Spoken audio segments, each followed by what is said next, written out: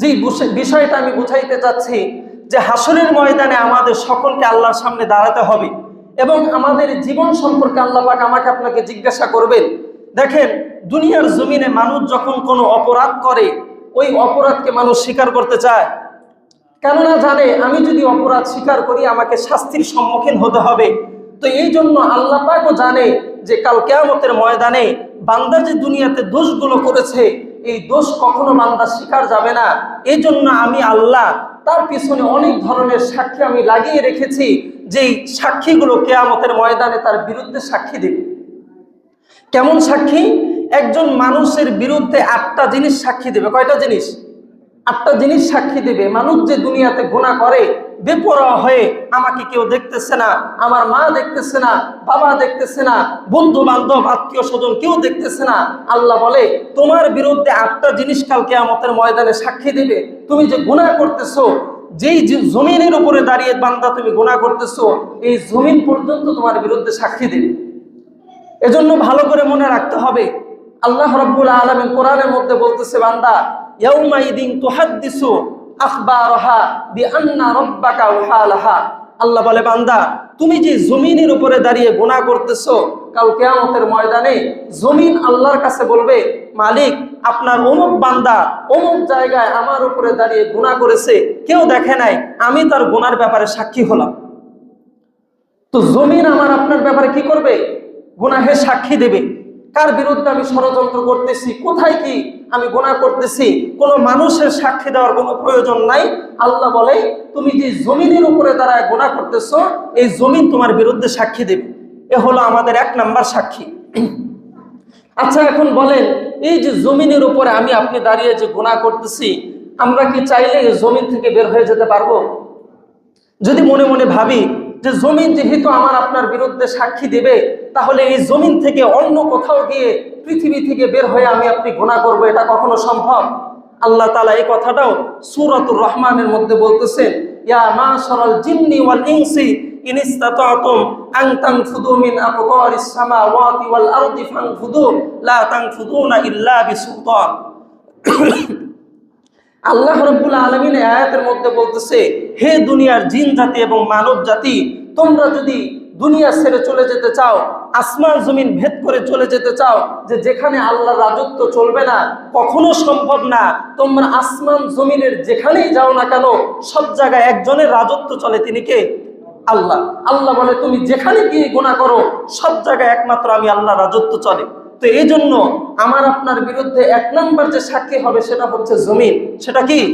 জমিন। তো দুনিয়াতে মানুষের নিয়ম হলো যে যখন কোনো মানুষের উপরে অপরাধ চাপিয়ে দেওয়া হয়, ওই মানুষটা অপরাধ করার পরও সেটা স্বীকার করতে চায় না। দেখবেন বিচার আচারের মধ্যে অনেক মানুষ তার অপরাধ দেখেছে, এজন্য সাক্ষী দেয়, কিন্তু অপরাধী কখনো নিজের অপরাধ স্বীকার করে না। এজন্য জমিন যে আমার আপনার বিরুদ্ধে সাক্ষী দেবে, আমি আপনি হয়তো এটা বিশ্বাস করব না, জমিনকে মিথ্যাবাদী বলে দাবি করব যে না, জমিন যেটা বলতেছে মিথ্যা বলতেছে। যেমন দুনিয়াতে আমি আপনি অপরাধ করলে ওই অপরাধ থেকে বাঁচতে পারি, আমি যে সাক্ষী দিতেছে তাকে মিথ্যাবাদী বলে দাবি করতে পারি, কিন্তু হাসরের ময়দানে এটা সম্ভব যে জমিন আমার বিরুদ্ধে মিথ্যা সাক্ষী দিতেছে, এই নিয়ে আমি জমিনের সাথে বাকবিতণ্ড করবো? এটা সম্ভব? কোনোদিনও সম্ভব না। আল্লাহ বলে, সেই রাস্তা আমি বন্ধ করে দেব। সূরা ইয়াসিনের মধ্যে আল্লাহ পাক বলতেছেন, আল ইয়াউমা নাখতিমু আলা আফওয়াহিহিম ওয়া তুকাল্লিমুনা আইদিহিম ওয়া তাশহাদু আরজুলুহুম বিমা কানু ইয়াকসিবুন। আল্লাহ বলে, বান্দা কাল কিয়ামতের ময়দানে তুমি যে জবান দিয়ে কথা বলবা, সেই সুযোগ কিন্তু তোমাকে দেওয়া হবে না। কাল কিয়ামতের ময়দানে তোমার জবানের মধ্যে আমি আল্লাহ তালা মেরে দেব, কোনো কথা বলার শক্তি তোমার জবানের মধ্যে থাকবে না। এজন্য জমিন 1 নাম্বার আমার বিরুদ্ধে সাক্ষী দেবে। 2 নাম্বার সাক্ষী ওয়াতুকাল্লিমুনা আইদিহিম। আল্লাহ বলে, বান্দা তোমার হাত আমার সাথে কথা বলবে। দুনিয়ার জমিনে এই হাত দিয়ে কোথায় তুমি গুনাহ করেছো, ঘরের মধ্যে করেছো, প্রকাশ্যে করেছো, গোপনে করেছো, কোন জায়গায় গুনাহ করেছো, এই হাত তোমার বিরুদ্ধে সাক্ষী হয়ে দাঁড়াবে। তাহলে হাত কয় নাম্বার সাক্ষী? 2 নাম্বার সাক্ষী।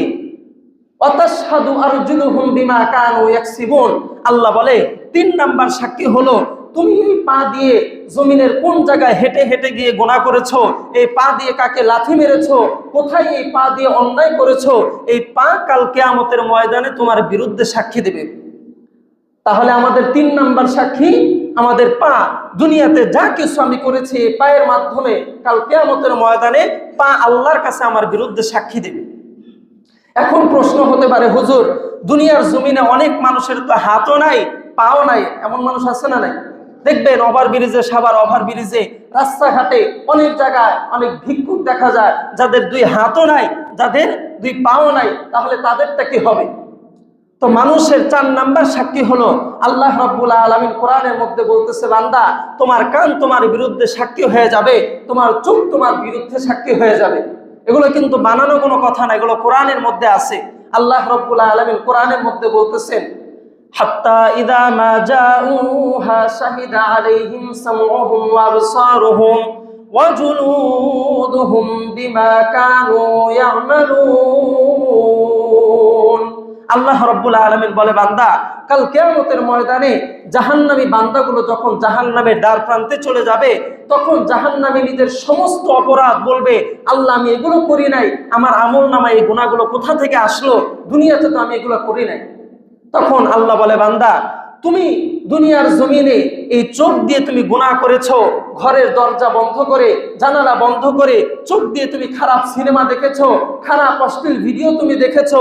ও বান্দা, দুনিয়ার কোনো সাক্ষীর প্রয়োজন নাই, আজকে কিয়ামতের ময়দানে তোমার চোখই তোমার বিরুদ্ধে সাক্ষী দিবে। চোখ কি করবে? আমাদের বিরুদ্ধে সাক্ষী দিবে।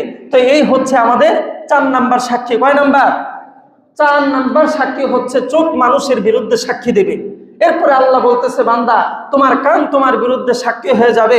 দুনিয়ার জীবনে কানের মধ্যে হেডফোন লাগাইয়া গান শুনেছো, দুনিয়ার কোনো মানুষ শুনে নাই। ও বান্দা, শোনার কোনো প্রয়োজনও নাই।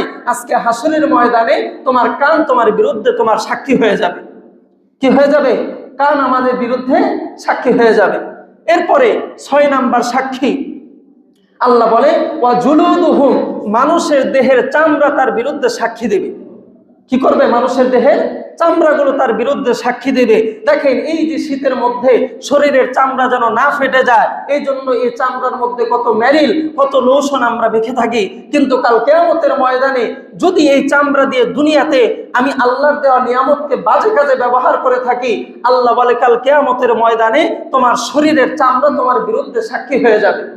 দুনিয়াতে যা কিছু করেছি না কেন, জাহান্নামের সামনে গিয়ে এই 6 নাম্বার সাক্ষী চামড়া মানুষের বিরুদ্ধে সাক্ষী দেবে যে আল্লাহ দুনিয়াতে সে আমাকে খারাপ কাজে ব্যবহার করেছে, নাপাক কাজে ব্যবহার করেছে, আজকে আমি তার বিরুদ্ধে সাক্ষী দিলাম, আপনি তাকে জাহান্নামে নিক্ষেপ করেন। তাহলে মানুষের 6 নাম্বার সাক্ষী কি? চামড়া। এখন প্রশ্ন হলো, হুজুর এই চামড়া কিভাবে কথা বলবে? চামড়ার মধ্যে তো আর জিহ্বা নাই। মানুষের মুখের মধ্যে জবান আছে, জিহ্বা আছে, এই জিহ্বা দিয়ে সে না কথা বলতে পারে। কিন্তু দেখেন, এই প্রশ্নের উত্তর হচ্ছে যে আল্লাহ এই জবান দিয়ে কথা বলাইতে পারে, ওই আল্লাহ হাত পা দিয়ে কথা বলাইতে পারে না? কি বলেন? ওই আল্লাহর ক্ষমতা আছে কিনা? আল্লাহর ক্ষমতা আছে। আল্লাহ বলে, বান্দা এই যে তোমার চামড়া তোমার বিরুদ্ধে সাক্ষী দেবে, দুনিয়াতে যেমন একটা প্রশ্ন জাগে যে চামড়া কিভাবে আমার বিরুদ্ধে সাক্ষী দেবে, কাল কিয়ামতের ময়দানে জাহান্নামীরাও নিজের চামড়াকে প্রশ্ন করবে, অকালু লিজুলুদিহিম লিমা শাহিদতুম আলাইনা। ও আমার চামড়া, দুনিয়াতে তোমাকে আমি কত হেফাজত করেছি, কত দামি দামি লোশন মেখেছি, কতভাবে তোমাকে আমি রোদের তাপ থেকে, সূর্য থেকে কতভাবে আমি তোমাকে বাঁচাইছি, আজকে তুমি আমার বিরুদ্ধে কেন সাক্ষী দিলা? চামড়াকে জাহান্নামী কথা বলবে, তুমি আমার বিরুদ্ধে কেন সাক্ষী দিলা? তুমি কিভাবে কথা বলতে পারতেছো? তখন চামড়া বলবে যে অকলু, সেদিন চামড়া, শরীরের চামড়াগুলো বলবে, আনতাকানাল্লাহুল্লাযী আনতাকা কুল্লা শাই, যে আল্লাহ প্রত্যেক জিনিসকে কথা বলার ক্ষমতা দিয়েছে, ওই আল্লাহ আজকে আমাকেও কথা বলার ক্ষমতা দিয়েছে। দুনিয়াতে তুমি আমাকে অপব্যবহার করেছো, খারাপ কাজে ব্যয় করেছো, কিন্তু দুনিয়াতে প্রতিবাদ করার মতো কোনো যোগ্যতা আমার ছিল না। তোমাকে যে আমি বলবো খারাপ কাজে ব্যবহার করো না, এই ক্ষমতা আল্লাহ আমাকে দেয় নাই। আজকে যেহেতু আল্লাহ পাক ক্ষমতা দিয়েছে, এজন্য তোমার বিরুদ্ধে আমি সাক্ষী হয়ে গেলাম। তাহলে আমাদের 6 নাম্বার সাক্ষীর নাম কি? আমাদের চামড়া আমাদের বিরুদ্ধে কাল কিয়ামতের ময়দানে সাক্ষী দেবে। এরপরে হচ্ছে 7 নাম্বার সাক্ষী।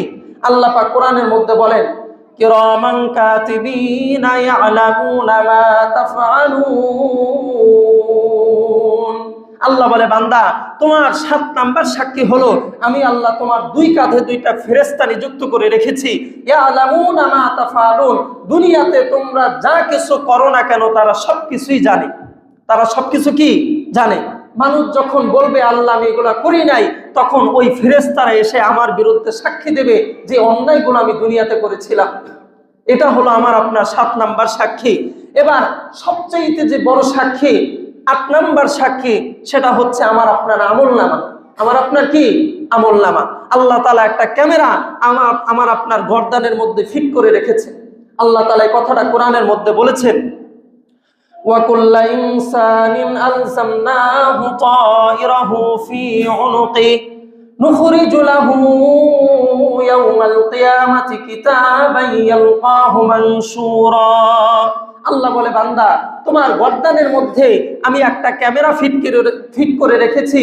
তুমি যখন হাসরের ময়দানে সবকিছু অস্বীকার করবা, আমি তোমার গর্দান থেকে সেই ক্যামেরাটা বের করে আমি আল্লাহ সেটাকে একটা কিতাব আকারে বানিয়ে আমি তোমার হাতের মধ্যে দিয়ে দেব।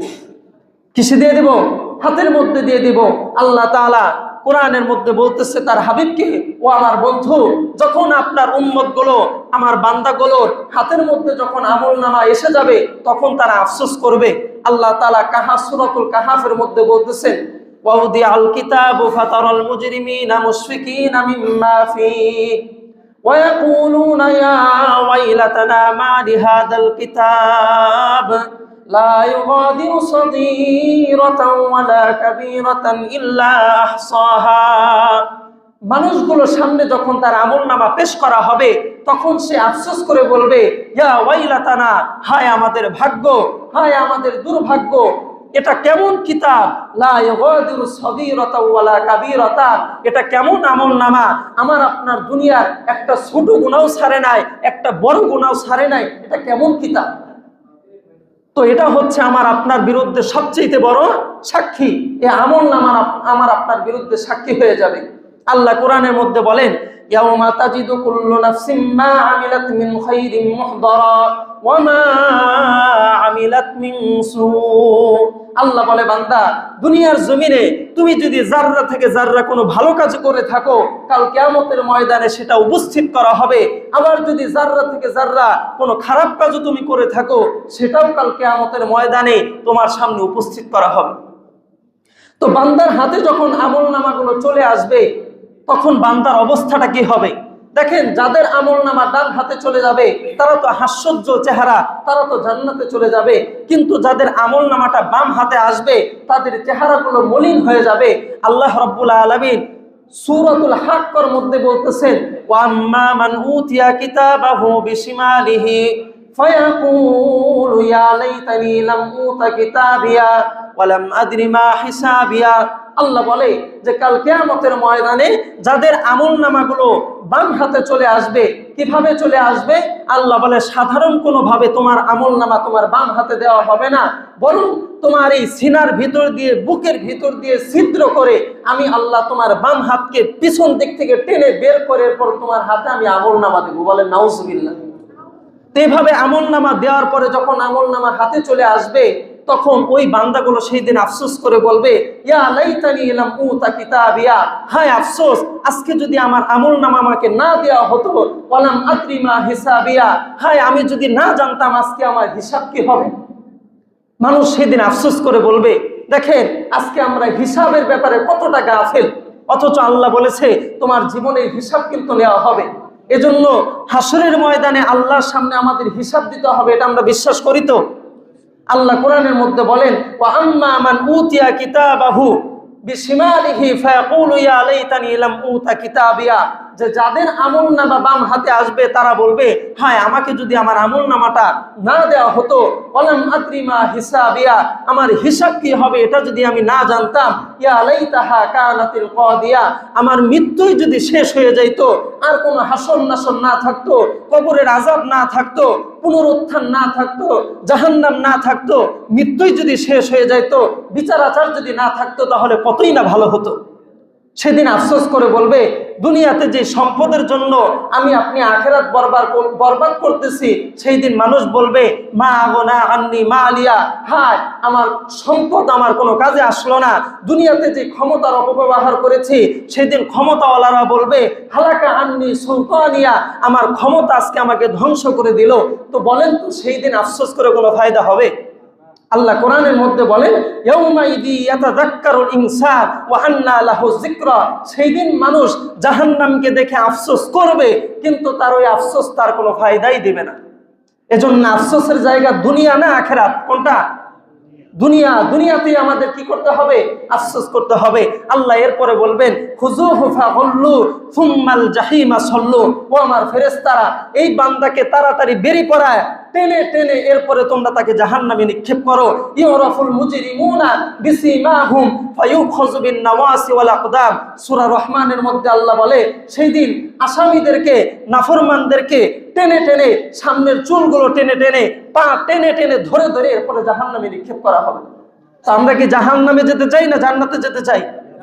তাহলে দুনিয়াতেই আল্লাহ তাআলার সামনে যে হিসাব দিতে হবে, সেই ফিকির এখন থেকে মাথার মধ্যে আমাদের ঢোকাতে হবে। যদি দুনিয়াতে ফিকির করতে পারি, আফসোস করতে পারি, তাহলে হাসরের মাঠে আর আফসোস করা লাগবে না। পরীক্ষার হলে যাওয়ার আগেই যদি ছাত্রছাত্রী ভালো করে পড়াশোনা করে, পরীক্ষার হলে গেলে আর আফসোস করা লাগে না, ভালো মতো পরীক্ষা দিতে পারে। ওই আফসোস আখেরাতের যাওয়ার আগেই যদি আমি আপনি দুনিয়াতে করতে পারি, আল্লাহ পাক আখেরাতে আমার আপনারা আফসোসের কোনো কারণ থাকবে না, কোনো কারণ রাখবেও না। আল্লাহ পাক বিনা হিসেবে জান্নাতি দিয়ে দেবেন।